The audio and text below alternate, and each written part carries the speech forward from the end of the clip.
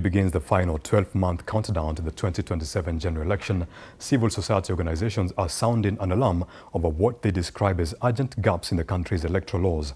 The groups are calling for Parliament, IEBC, the judiciary and other relevant institutions to harmonize election-related timelines by the fourth quarter of 2026, warning that delays could undermine the integrity of the polls. Andrin Kilemi now reports.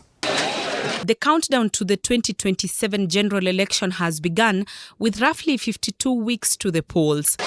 Civil society organizations, however, say the countdown is not only about preparing voters for election day, but fixing the rules that will govern the contest. We insist that the perennial underlying constitutional questions around elections must be progressively settled. Speaking on Monday, the Uchaguzi platform, a coalition of civil society organizations working on electoral governance, unveiled a 10-point minimum reform agenda, calling for action before the country enters the election season. We urge the National Police Service, the IEBC, the National Cohesion and Integration Commission, and county security committees to put in place integrated interagency protocols and early warning systems with explicit measures against election-related sexual and gender-based violence from now through polling. The call comes days after a Malindi High Court ruling that raised questions over the constitutional timing of the presidential election.